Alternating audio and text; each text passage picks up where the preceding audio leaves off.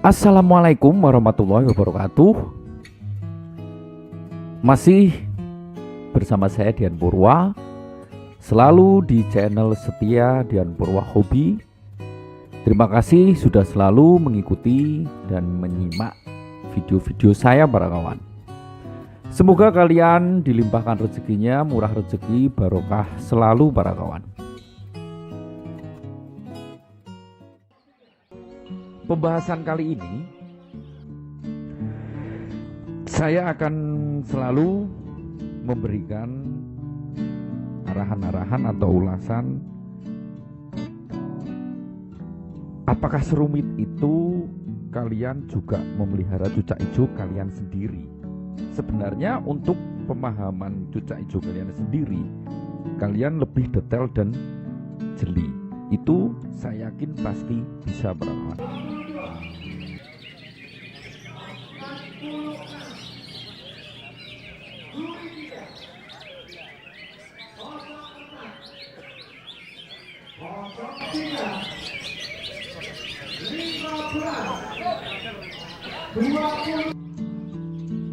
Kembali ke permasalahan bahwa cucak hijau itu kalian ibaratnya itu chemistry-nya itu harus dapat para kawan. Karena yang sering alami, yang sering saya temui ataupun saya sendiri melihat tingkah dia, dan saya pikir sama halnya kalian juga melihat tingkah cucak hijau kalian. Contohnya, karena kalian memanjakan, biasanya tidak secuek ini. Kalau ini kan cuek ini para kawan cucak hijaunya,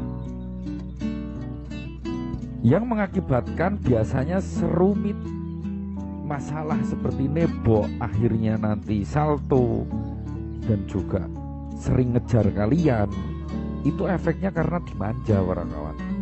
Itu sebenarnya di situ.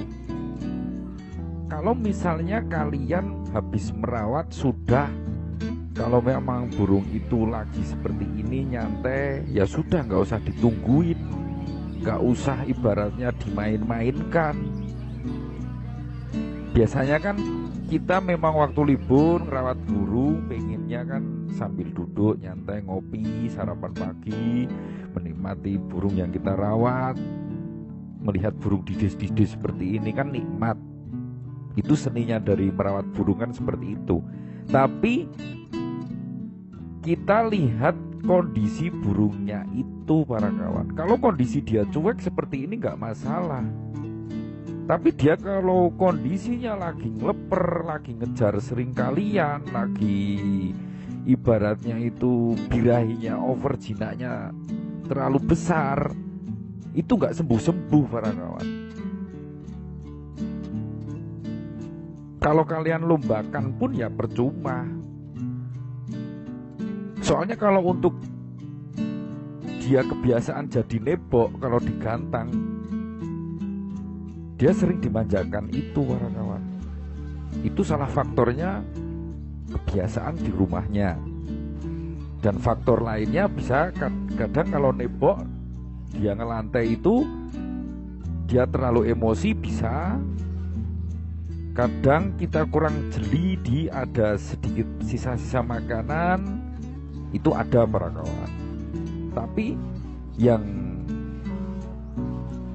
sering saya temui itu neboknya itu lebih ke ada sisa-sisa makanan para kawan. Tapi kalau untuk salto, kalian bisa terapi dulu. Misalnya di atas kerodongnya itu kalian kasih kerodong yang disangkar, maksud saya disangkarnya itu atasnya kasih kerodong. Jadi hariannya ablak, atasnya itu kasih kerodong, jangan kasih senar. Nanti kalau dia misalnya nyalto gini kena senarnya malah bahaya para kawan. Mending kasih kerodong atasnya saja. Itu bisa kebiasaan dia nanti nggak salto. Dan ada juga kalau yang ngejar itu pasti faktor sering dimanja. Sering kalian ngasih jangkriknya itu dengan tangan, itu pasti ngejar para kawan. Kan contohnya kayak anis merah. Anis merah itu kadang kalau yang merawat kita sendiri lihat dia bisa anjlok para kawan, bisa turun. Halnya cucak hijau juga sama. Makanya di lomba kayak gini pun biasanya perawatnya begitu habis gantang keluar ada para kawan. Ijo pun juga sama. Karena cucak hijau sama anis merah dia memang burung-burung tipe semi birahi yang ibaratnya itu sangat mudah manja dengan pemiliknya para kawan. Apalagi kita yang merawatnya setiap hari itu sangat mudah sekali manjanya. Makanya kita sebagai perawat yang jeli harus cuek. Begitu kalian habis dirawat pagi, kalian kasih jangkrik, mandikan, jemur secukupnya, udah taruh lagi di dalam. Kalian yang mau kerja ya tinggal kerja. Itu aja para kawan. Jangan diutak-atik, utak-utek, jangan dilihatin terus, jangan digoda-goda gitu terus. Ya akhirnya dia manjanya nggak ketulungan nanti akhirnya jadi ibaratnya dia terlalu manja sekali. Ini yang sering saya alami pun juga. Ternyata saya lakukan secuek itu akhirnya ya sembuh, akhirnya nggak ngeleper, akhirnya nggak ngejar-ngejar kita. Karena dia ibaratnya mau minta makan, mau dimanjakan seperti itu para kawan.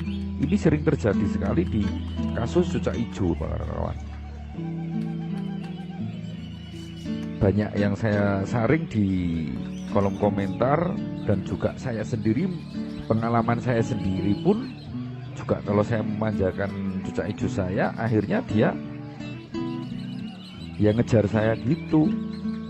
Akhirnya dia over jinak. Kalau kita masih lakukan seperti itu terus, ya sudah, gak akan sembuh para kawan. Akhirnya kita sendirikan para kawan. Taruh di kamar mandi ataupun di ruangan yang mungkin gak ada lalu lalang orang. Nanti seminggu kalian lakukan terapi, buahnya biasanya kasih selang-seling, seminggu kasih pisang sama pepaya aja. Itu biasanya 3 hari, 4 hari sudah sembuh para kawan. Kalian lombakan seperti ini, bisa kalau yang memang punya karakter hiper, yang malah menjadi dia. Tapi kalau tetap kalian manjakan dia terus, berulang-ulang terus, kalian cari settingan-settingan terus, akhirnya nanti dia malah nggak konsisten, akhirnya nggak ujung sembuh. Mau birahi pun dia tetap nggak sembuh para kawan. Intinya dicuekin aja. Alangkah baiknya sendirikan itu. Kalian punya saudara yang memang nggak ada burung, taruh situ. Kalau di rumahnya kalian besar ya taruh pojok-pojok yang memang nggak ada aktivitas orang pun. Sebenarnya kalau masih di dalam kerodong ataupun burung yang kalian master yang hidup itu nggak masalah kalau nggak saling lihat. Kalau cuma dengar suaranya aja nggak masalah. Soalnya di dalam merawat cucak hijau itu, ketelitiannya itu memang sebegitu jelinya para kawan. Karena mudah manjanya itu yang membuat kadang naik emosinya, kadang naik birahinya, itu yang bikin rumit. Sebenarnya kalau kalian habis lombakan, setelah lomba kalian asingkan, nanti kalau mau lomba kalian dalam arti diperhatikan settingannya kalian. Kalau bisa saat dia sedang over birahi atau sedang over emosi, jangkriknya berapa, catat para kawan. Karena kalau kita tidak mengetahui hal itu, akhirnya ujung-ujungnya dirawat-rawat terus para kawan. Nanti kalau sudah kalian selesai lombakan, sendirikan lagi, nanti kalian coba lagi. Lakukan itu aja para kawan. Jadi nggak serumit, sebenarnya nggak serumit yang kalian bayangkan. Karena serumit itu kalian yang ngelakuin sendiri, belum memahami karakter burung itu. Biasanya kan kita penasaran kayak gitu, akhirnya kita jagain terus, kita lihat terus, apalagi kalau waktu kita libur kan gitu. Sebenarnya kita main cuek aja sama cak ijo itu. Takutnya kalau kita saat gantangan, kalau dia overjina ataupun dia melihat kalian, bisa salto, bisa nebok, bisa turun, kadang bisa ngejar para kawan. Saat digantang itu bisa. Makanya kita menghindar. Kalau memang dia lagi seperti itu, kalian saat digantang menjauh aja. Ini karakternya biasanya burungnya minta sendiri kalau di lokasi lomba. Jangan dikasih yang rame. Kan tipe burung kan masing-masing, ada yang dibawa lokasi langsung gacor, ada yang diem, kan gitu para kawan. Tapi kalau dia lagi manja lagi itu biasanya dia nggak begitu gacor di dalam lokasi lomba.